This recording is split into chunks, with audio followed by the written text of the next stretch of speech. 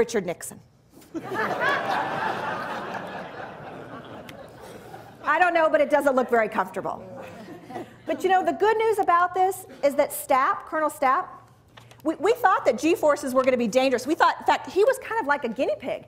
And they tested these on his body to see if it would do any damage. He actually survived over 46 Gs at one point on his body. That's a lot, right? That's a lot. So you'd think that he died young. You'd think this did him in. Colonel John Stapp lived to the age of 89. He was a medical doctor that continued to study these impacts on the human body. And I think what we learned from this, or at least the extrapolation that I'm going to make, is that G-forces can be good. They're not necessarily damaging, but we got to know how to manage that. And that we're facing them like never before. So what are the G-forces that are facing your workforces and your airports today? I'm going to just suggest a few. The first one that I'd like to suggest is shifts in demographics like we've never seen before. My guess is in previous conferences, you've heard all about the baby boomers leaving and the Gen Xers coming in and blah, blah, blah, all that, right? All those generational things. You've heard that. But you know what? And it really hasn't happened to the extent that we expected until about now. Right now, we're starting to see those baby boomers starting to say, well, maybe now I can leave. Things are starting to turn around. Or maybe now I'll start looking at alternatives.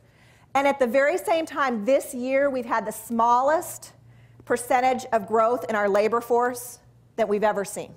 So we just don't have the people coming in to fill in where those boomers are deciding to leave. The second thing that I think we've got to be cognizant of are threats to pension and benefit programs. Let's just do a real quick show of hands. How many of you have seen any kind of change in these programs? Benefits costing more, pensions, right? You've seen it. Good. I'm glad to hear that that you're with me here. What we do know is that in the last 10 years, over 30 states have made changes to their pension programs, most cases raising contribution amounts or cutting benefits. And in 2010, those changes were greater than ever before. More states made those changes. If you're in a public pension system, which I think some of you are, it's going to be a challenge for us. We can't necessarily use that like my dad did as something that attracts us to the kind of jobs that we have. I think we're also starting to see the public going, you're making how much? And you're doing how much? And your pension's how much? I'm from the Phoenix area. Have lived here all my life. I have never seen the kind of scrutiny that our public employees are getting like we've seen today. From our own city council, our own board members, really questioning the systems that have been put in place that keep people in our agencies and help them want to be part of our agencies. And if you're not experiencing that, I'm happy to give you some examples of where that's happening. And at the same time, I think what we end up with is decreased loyalty. The Department of Labor most recently has said that the average tenure for an employee these days in it was 2010 numbers, anybody know? How long somebody stays with an organization? The average now is 4.1, which is okay, so better, right? And the older the worker, the more likely they are to have longer tenure. Now, but think about this. As the older workers leave, what are you left with? Those who are not likely to have that tenure. So I think we're going to continue to see some challenges, because not only that, we're finding that these workers that are coming in are saying, why would I want to lead? Why would I want to be the one who takes on the media pressure, the political pressure, the financial pressure, all the pressures that you're dealing with here at the conference? We've got some challenges. But the good news is I think there's some answers out there. And that's what I want to explore with you today. There is a way to get ahead of this curve. Before I jump into my suggestions for that, I just want to remind you, I have lots of resources I would love to share with you.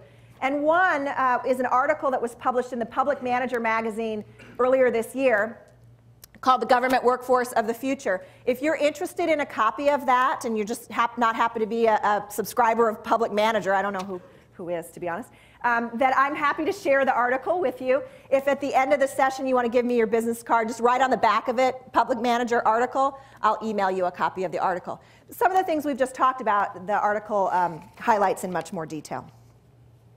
So let's talk a little bit about practices. And this is where that handout, that quiz that you have in front of you comes in handy. If you would, please, take a few moments and think about your airport right now. and answer those 6 questions, 6 questions as honestly as you can. Okay?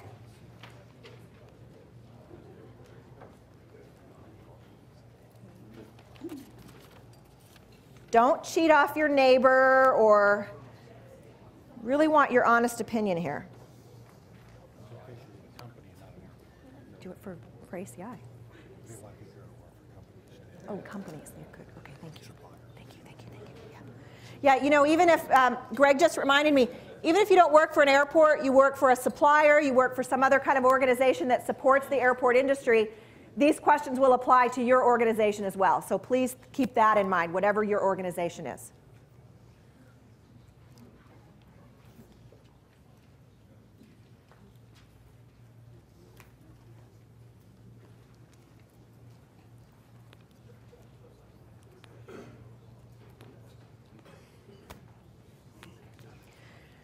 So this is where the high-tech survey techniques are going to come into play. I'm going to ask you the question, and I just need to see a show of hands of the folks that answered yes to the question. And it's really just to get a sense for how your peers are dealing with these issues. So the first question, have the challenges faced by your top leaders in your organization changed significantly during the past 5 to 10 years? If you said yes, raise your hand.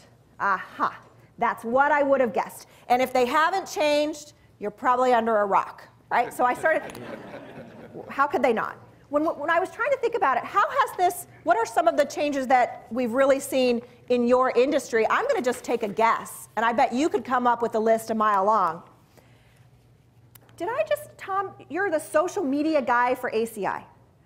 10 years, right? Is that right? Sort of. Did we even know what social media was 10 years ago, let alone 5 years ago? But now we have people in place, probably in your airports as well, because I follow many of your airports on Twitter, so I know what's going on in your facilities. Right? Whole new function. So social media literacy, brand new skill. Do your executives get it? Do they understand what it is, how it works, and how we leverage it? Another major skill is one that's called, that you may not have heard of, but I know you've experienced it, vaulting. The ability to go from here to here very quickly, make very rapid decisions to solve problems like we've never seen before. Do your leaders have those skills? That's a skill we need to be developing. I know in working with a couple of airports and airport directors over the years, the level of political savvy has gotten to the point where do you learn this? Where do you learn to negotiate with your council and your commission? Where do you learn to lobby? And yet, our executives, our leaders are expected to do this. And oh yeah, we couldn't leave out security, right? Or environmental.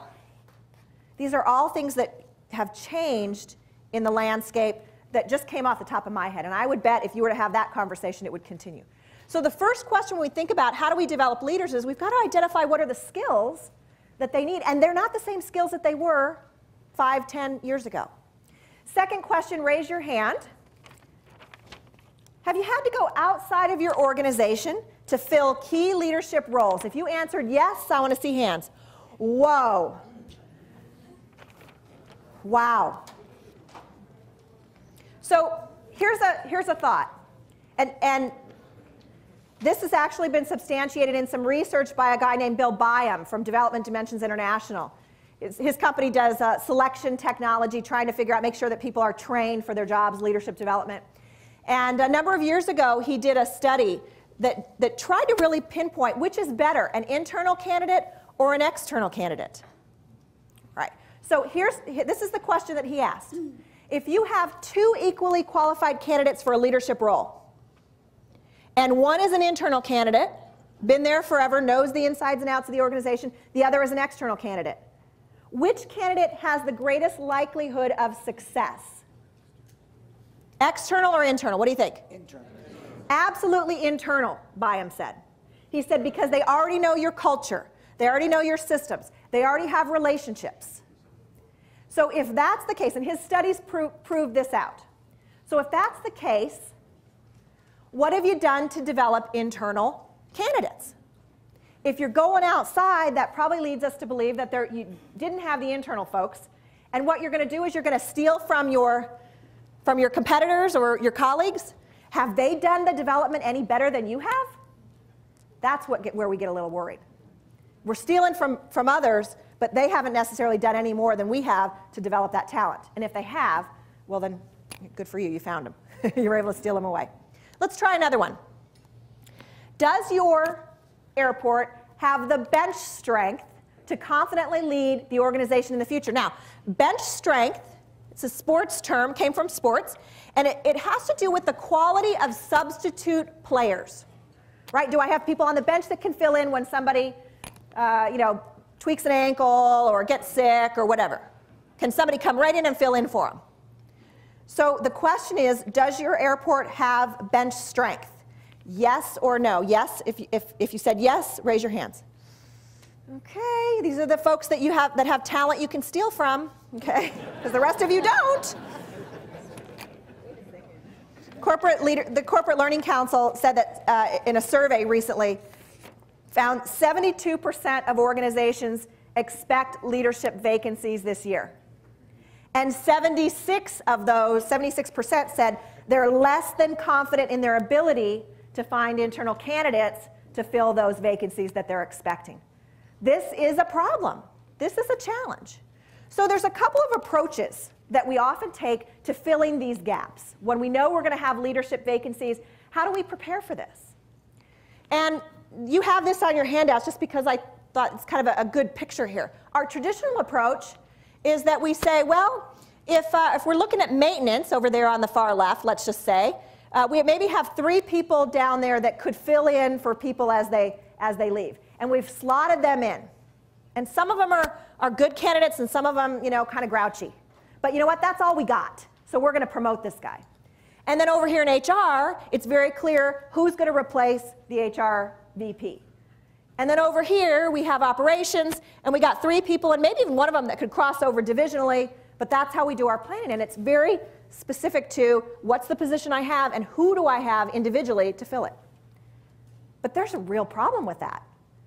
What happens if those 2 or 3 people at the bottom here decide to go elsewhere? If they get poached from your organization to somebody else's?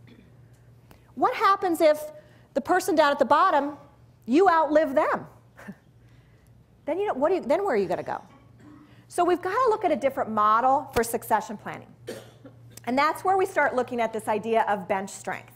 And so really the approach that we know progressive organizations are taking, some of the organizations who are represented in this room are doing this already, is you're looking at developing a pool. And you recognize that anybody within the organization who has the potential to learn and a willingness to lead is in the pool. And we don't care if they're from finance, we don't care if they're from operations, we don't care if they're from landside or airside, we just know that they're a leader. And we develop those skills so that they can fill specific business needs that cross organizational lines. So if you're thinking about your leadership development efforts, your talent development efforts, one of the first questions is, are we helping people see the whole organization? Or are we just teaching them to be better HR leaders, better finance leaders? Or do they really know how to manage and lead in these other parts of our organization? So here's number 4. So of course, this leads us to, okay, well, how do we do that? How do we build a pool? So the question was, has your airport implemented a systematic approach to reviewing and developing talent? Hands up if you said yes. Systematic approach. A few, but not everybody. So if you didn't raise your hand, you might want to come and talk to some of these folks and find out what they're doing. Okay? Let me give you a couple of examples of what that could look like. The very common approach right now in organizations is to use a 9-box model. So if we're trying to figure out who are our leaders these days, it means that the executive team sits down, assesses everybody who's in the organization, and puts them in a quadrant. And one of these quadrants, it's a combination of their potential from low, moderate to high, and their current performance, assuming that past performance is a good indicator of their future performance. If they've got the potential and they've got the performance, then they're likely to be somebody who is in our pool. And what we look for are those candidates, those employees who fall within those boxes, because they're high performers.